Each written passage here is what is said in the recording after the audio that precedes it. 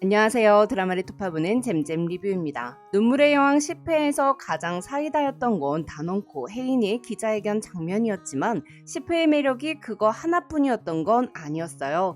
혜인이와 현우의 이야기, 킨즈를 되찾는 과정 이런 것도 물론 재미있었지만 개인적으로는 용두리의 불시착한 킨즈 일가가 새로운 삶을 살아나가는 과정들이 재미있더라고요. 그래서 좀 솔직히 8회 이전의 내용들보다 8회 이후의 내용들이 더 재미있게 느껴지는 것 같아요.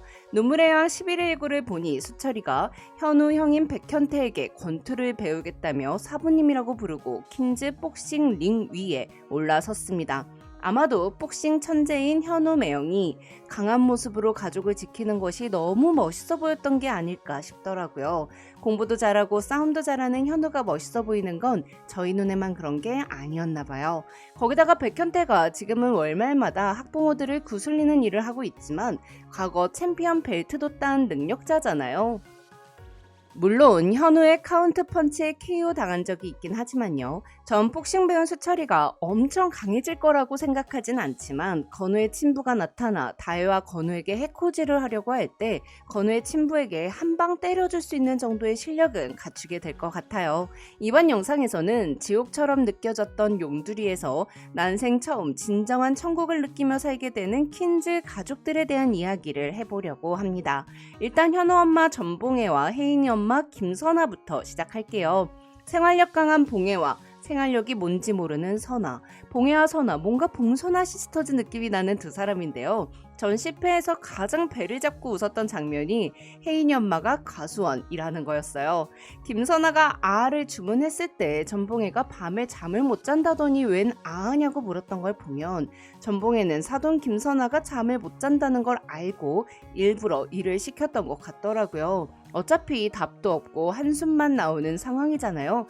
그런데 몸이 빡세면 사람은 아무 생각을 못하게 되어 있잖아요. 김선아는 용두리에 도착한 직후 500만 원이 넘는 구두로 처참하게 소똥을 밟고 세상을 다 잃은 듯 좌절했습니다. 사실 그걸 밟은 것 자체는 별거 아닌데 전 재산이 묶이고 집도 절도 없이 용두리에 오게 된 현실이 진짜 뭐 밟은 느낌이었기에 더 좌절했던 거였겠죠. 김선아의 구두를 받은 백미선은 감사의 표시로 머리를 해주겠다며 킨즈 미용실로 김선아를 데리고 갔습니다. 그리고 사단은 거기서부터 시작이었는데요. 용두리 마을의 카더라 통신의 근원지인 미용실 단골, 강미, 방실, 현정 세 사람이 김선아가 있다는 것도 모른 채 뒷담화를 하기 시작했죠. 홍혜인 엄마 오자마자 똥 밟고 소리 지르고 울고불고 난리도 아니었다며 완전 또라이라며 그간 김선아가 백현우와 전봉혜에게 저지른 만행 및 킨즈 일가의 몰락에 대해 거침없이 깠습니다. 그 중에 틀린 말은 하나도 없었지만 제가 김선아 입장이라도 안 그래도 힘든데 그런 말까지 들으면 멘탈이 나갈 것 같긴 하더라고요. 거기다가 사과를 하겠다며 불러서는 계신 줄 모르고 한 말이었다. 나쁜 의도는 아니었다. 너무 죄송하다로 뻔한 말 3단계 코스를 시전했습니다. 거기서 끝났으면 참 좋았을 텐데 앞으로 내내볼 텐데 기분 푸셔야죠 라는 말이 김선아를 자극했고 그냥 휴양차 온 거다. 발리니 칸쿤이니 다 좋지만 용두리는 돈 주고도 못 살 경험 아니냐는 김선아의 망언은 강미를 자극해 난 우리 동네 와서 나 곧 뜰 거야 라고 말하는 사람치고 곧 뜨는 사람을 못 봤다며 일침을 날리게 했습니다. 이 말을 들은 김선아가 아가 땡겼던 게 문제의 시작이었죠. 분명 계좌도 카드도 다 막혔다는 말을 했었는데 그것도 잊어버리고 아 한 잔을 주문해버린 김선아는 카드 결제가 되지 않는 순간 외상 금지라고 써있음에도 불구하고 성커피 후 계산을 하면 안 되는지 물어봤고 당연히 거절당했어요.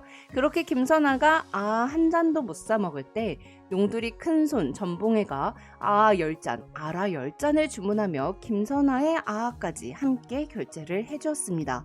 꼭 김선아가 위기에 처할 때마다 전봉혜가 흑기사처럼 구해주는 느낌이에요. 소똥 밟았을 때 가족들 모두 내 쪽으로 오지 말라고 막 소리쳤는데 비틀거리는 김선아를 부축해준 사람도 전봉혜였죠. 한편 김선아가 커피값을 갚기 위해 머리 양갈래로 묶고 꽃무늬 모자를 쓰고 작업복으로 갈아입은 거 너무 잘 어울리고 웃기더라고요. 거기다가 라떼 꼰대 선배 나타샤가 활약을 해줬고요. 배에 종이 감싸는 거 잘 못하는 김선아에게 한국말 어렵냐 말귀 못 알아들어 하는 장면은 진짜 역대급으로 웃겼어요. 평생 몸 쓰는 일은 해본 적이 없는 사람일 테니 하루 종일 서서 고개를 들고 팔을 올리고 해야 하는 과수원 일이 엄청 힘들었을 수밖에 없죠. 하지만 몸이 힘들었던 것과 달리 70장에서 4,900원, 거기다가 커피값을 빼서 1,700원을 벌어버린 김선아. 선배 나타샤가 4,000장을 해서 보너스까지 30만 원을 번 것과 엄청 비교가 됐는데요. 혜인이 아빠 홍범준이 백두간에게 자신의 처지에 대해 한탄하면서 친구에게 당장 주머니에 돈이 없으니 많이도 말고 딱 2천만 원만 보내달라고 했는데 그걸 거절당했다며 며칠 전 사인한 세금 계산서가 456억이었는데 지금은 2천만 원이 없다고 말했던 거 기억하시죠?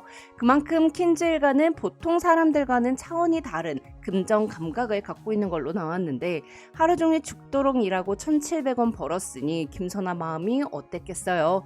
근데 몸은 솔직하더라고요. 이후 김선아가 저녁밥 먹는 장면 너무 웃기지 않았나요? 용두리에 온 첫날 밤 홍범주는 취향 저격당한 된장찌개를 엄청 맛있게 먹었고 범자는 상추쌈까지 싸서 야무지게 밥을 먹었던 것에 비해 김선아는 홍범준에게 나트륨 섭취를 줄여야 한다며 그만 먹으라고 말렸고 아침에는 탄수화물을 안 먹는다며 공복에도 콩국수를 거절하던 사람이었습니다. 그런데 노동을 하니 나트륨 어쩌고 하던 사람이 비빔밥을 꿀맛으로 퍽퍽 퍼먹고 한 그릇 뚝딱 한 다음에 비빔밥 한 그릇 더 리필하고 샤워도 못하고 옷도 못 갈아입은 채로 맨바닥에서 수면제 없이 코 골면서 잠도 잘 자고 얼마나 좋아요. 전 사부인 불면증 치료해버린 현우 엄마 전봉에 보면 현우가 속이 깊은 게 엄마를 닮았다니까요. 자, 다음으로는 혜인이 아빠 홍범준과 현우 아빠 백두간 이야기 좀 해볼게요. 이 두 사람 가장으로서 느끼는 무게도 다르고 한 명은 막걸리파, 한 명은 소주파로 취향도 좀 다른 것 같긴 한데 둘 다 약간 허점이 많은 사람들이라 잘 어울리고 권력의 끄트머리에 선 가장이라는 공감대로 서로를 가장 잘 이해하더라고요. 길바닥에 나앉아도 독일물 찾는 세상 물정 모르는 재벌 2세 가장과 이장재선의 낭만, 권력욕 강한 용두리 가장의 케미가 은근 괜찮아요. 거기다가 두 사람 아들을 대하는 태도도 완전히 다르잖아요. 백두가는 공부도 잘하고 운동도 잘하는 현우가 자기를 닮았다고 우겨보지만 가족들은 모두 백두간을 닮은 건 장남 백현태고 현우는 돌연변이다 라고 딱 잘랐고 홍범주는 자기 아들 홍수철이 날 닮진 않았다며 강하게 부인했습니다. 아니 근데 딱 봐도 자식 사랑하는 거랑 약간 비어있는 게 홍범준이랑 홍수철 딱 닮았어요. 둘이 아주 똑같다고요. 아들이 자기를 닮았으면 하는 백두간이랑 아들이랑 닮은 걸 거부하는 홍범준 두 사람은 가장이라는 이름으로 뭉쳐서 서로의 마음을 이해해주는 사이가 되고 있는데요. 이장 선거에서 낙마한 백두간이 혼자 술을 마시며 허한 마음을 달래고 있자 홍범주는 그 마음 난 이해가 된다며 백두간의 마음에 공감했습니다. 부회장 자리에 있을 땐 전화를 받지 않을 때 나오는 안내 멘트를 거의 들어본 적이 없는데 지금은 전화도 안 오고 걸어도 받질 않아서 저녁 10시 11분인데 배터리가 63% 남았다며 권력의 끄트머리에 선 심경을 이해해줬죠. 조그만 동네의 이장과 대기업의 부회장으로 다른 삶을 살았던 두 사람이 같은 감정을 느끼는 게 어차피 사람은 다 사람이다 뭐 이런 건가 봐요. 앞으로도 두 사람의 케미 기대가 되는데요. 그럼 저는 눈물의 여왕 다른 리뷰로 돌아올게요. 지금까지 잼잼 리뷰였습니다. 감사합니다.